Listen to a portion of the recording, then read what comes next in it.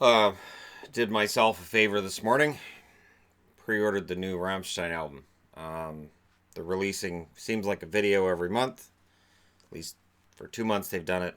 Good job on them. Um, and maybe I'll have a decent night tonight. How's that sound? That be okay with Columbus fans? No, you guys. Can you let Boston win one? No, it's not in your nature. Oh, no, that's fine. So tonight, Boston will play Columbus in Game 4. Last night I got thrown off because we had a Game 4 and a Game 3 the same night. And I've never thought that should happen. I mean, at least it's not one of those overlapping where you have two different games that are in different rounds taking place the same night, which I've seen in other sports. But no, these are both Game 4s tonight, so I shouldn't get thrown off at all. And for Boston, it's tonight or you're out. There's no two ways around this. They're not going to win three in a row against Columbus. So the pressure is 100% on the Boston Bruins in tonight's game. And how did we get here? Well, Game 1, Boston won that one 3-2. The hits were 40-31 for Columbus. Giveaways were 8-4 for Columbus. Both teams went 0 for 4 on the power play. Very close game. Although because Boston won, there were some Boston fans that kind of had their egos up. They're like, hey, we're going to win this in 4 or 5. To which my answer, even at the time, was, I did stop it. Game 2, Columbus won that one 3-2. The hits were 49-42 for Columbus. This team knows how to hit. Giveaways were 14-9 for Boston. And Columbus went 2 for 4 on the power play. Boston went 1 for 4. And that one power play goal difference, that's your difference in the game. And Bobrovsky stealing that one. And then in Game 3, Bobrovsky in a zone. Columbus wins at 2-1. The hits were 53-28 for Columbus. Giveaways were actually 8-5 for Columbus. They gave the puck away more than Boston. But with Bobrovsky behind him, it didn't matter. Boston went 0 for 2 on the power play. Columbus went 1 for 3. So the interesting thing about tonight's game is simple. Boston needs to keep their temper in check. I know, everybody's still mad about the whole Marchand thing. Listen, when Marchand starts losing his cool like that, that means Boston's losing games. He doesn't get like that when they're winning. And they had a great regular season. Everything went pretty darn well for them. And now they've run into a team that's checking them harder than they're checking back. And it's quite a shift from the Toronto series. Toronto out-hit Boston a lot in that series as well. At the end of the series, I'm pretty sure Toronto had more hits than Boston over the length of the series. But the way the Columbus is hitting, the frequency with which Columbus is hitting, is something that Boston's used to dishing out. Now, the leading scorers, Marchand still leads him with 4 goals, 5 assists. He has 0 points in this round. And he's important.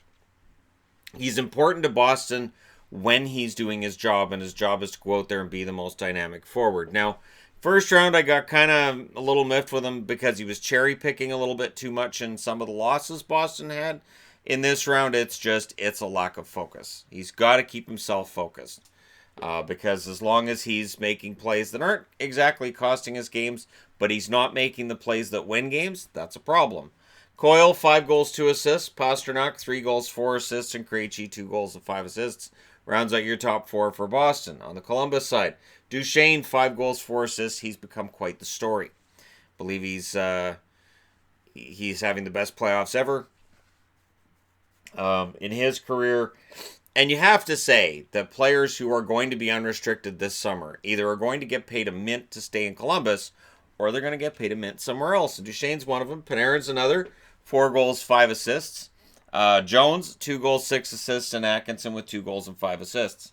Now, when we look at the goaltenders, Tuukka Rask is sitting at a 5-5 record now. 928 save percentage, 2.22 goals against average. His numbers are good. But the goaltender at the other end of the ice has been better. Bobrovsky's 6-1, 937 save percentage, 1.88 goals against average. There have been talks before about how I'm slighting Tuukka Rask because, I say that I don't have faith in him being a Stanley Cup winning goaltender. That if it comes down to goaltending, that I don't think Tuukka Rask is a cup winner. It is not a slight on Rask. It is not me saying Rask isn't good enough. What I'm saying is that in this series, Bobrovsky's been the better goaltender. And Rask has been very good. But for the whole stealing wins and stealing a series thing, Tuukka's a very good goaltender. And this is another example. Last year it happened with Tampa. This year it's happening with Columbus. And this has kind of been an ongoing thing.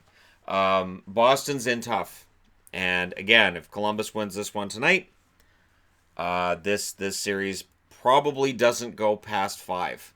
Down 3-1, I think Columbus would go for the jugular in Game 5. And we would probably see Boston playing a little bit of a riskier game. But let's get past this one first. Game 3 was the first one that didn't reach overtime in this series. We'll see if we need overtime tonight or not. There's been a nice break from overtime over the last couple of days. We'll see if that continues. But Columbus, they'll be coming out really hard early and trying to use that crowd and the energy level in the arena to inspire them to a victory. So we'll see what happens. Columbus is already in uncharted territory. They've never been here before. So any of their past history no longer matters. On to the other game of the night, which is San Jose in against Colorado. Now, where Boston wasn't able to win back home ice advantage, San Jose did. San Jose wins Game 3. They're up 2-1 over Colorado. For Colorado, win tonight. Again, like Boston, that's all they can do is win tonight. Game 1, San Jose won that one 5-2 over the Colorado Avalanche. The hits were 28-26 for Colorado. The giveaways were 15-7 by Colorado. Colorado went 1 for 3 on the power play that game. San Jose went 0 for 1. So special teams actually favored Colorado in that game, but that's it. 5-on-5. The game belonged to San Jose. Now, for San Jose, Game 2 was really important, and they didn't manage to pull that out, and that's the only reason this series isn't already over. Colorado wins that one 4-3. Your hits are 28-25 in favor of the Colorado Avalanche in that game. Almost identical to the game before. Giveaways were 11-7 for Colorado. So again, they gave away the puck more than San Jose. Colorado went 0 for 2 on the power play. San Jose went 1 for 3. So it's kind of an inverse. Whereas San Jose had the special teams advantage and loses in Game 1, Colorado has the special teams advantage and loses in Game 2. I know, there's shorthanded goals as well in this, which totally kind of offset that. But I'm just saying. And Matt Nieto, kind of a hero at this point for Colorado. A guy that, again, San Jose waived him. I thought, why are they waiving Nieto? Anyway, and I know San Jose fans will have answers in the comment section below. Game 3, San Jose wins, of course, a couple nights ago, 4-2. Your hits are 41-20 for Colorado. Insane, right? I believe Colorado had 19 of those hits in the first period. Giveaways were 10-6 by Colorado.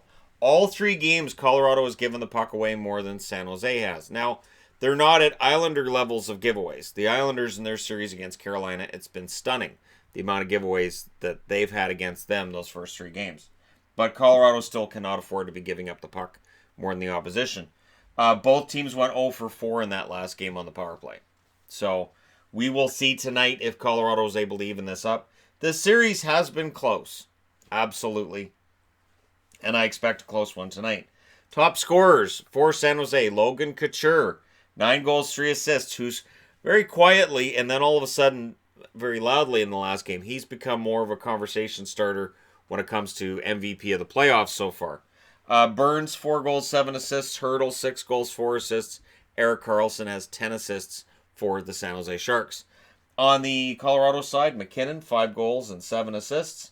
Rantanen, 5 goals, 6 assists. Barry with a goal and 7 assists. Nieto, mentioned him, 4 goals and 2 assists for him. And Landeskog with 2 goals, 4 assists. I have 5 guys up there for Colorado because 2 of them were tied with 6 points. And there you go. Goaltending has been a story in that Jones continues to improve. His numbers overall, still not great, but he's played 6 very good games in a row. We would expect that to continue tonight. He is 6-3. 908 save percentage, 2.92 goals against average in the playoffs. Dell 0-1, 861 save percentage, 3.35 goals against. Colorado needs to attack early.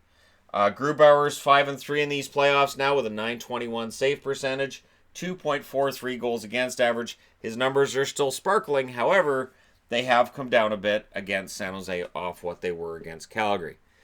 It is very difficult as a number 8 seed. That's part of the reason why number 8 seeds don't normally go very far in the playoffs. Number 8 seeds are normally teams that have some weaknesses that the higher seeds don't have as well. In this year's playoffs, we have a unique situation. We have a Columbus team that bought in at the deadline, went through some struggles after making those rentals and going for it. Towards the end of the year, they get it all together. This is a team that is kind of scary to look at right now in terms of what they have up front on the blue line and in net. Colorado, on the other hand, went through this huge, how do I put it? I guess slump is the word, but it feels like it was more of a disaster than just a slump. And then they get it together to make the playoffs at the end of the year, and they're just hot at the right time. This has been an absolutely amazing story. I'm still waiting for guys like Kerfoot to get it going too, and Soderberg. I'm still waiting to see them more often on the score sheet. And so for Colorado, there is still a lot that they can tap into. There's a lot of players on this roster that can step up. So both of these number 8 seeds, I think, are unique stories this year as opposed to other number 8 seeds from other years. And we'll see how far they can take this. Let me know what you guys think in the comment section below. As always, don't forget to hit like and subscribe if you're browsing your way through. You just happened upon this video. And hey, thank you guys so much for watching. I'll talk to you again soon.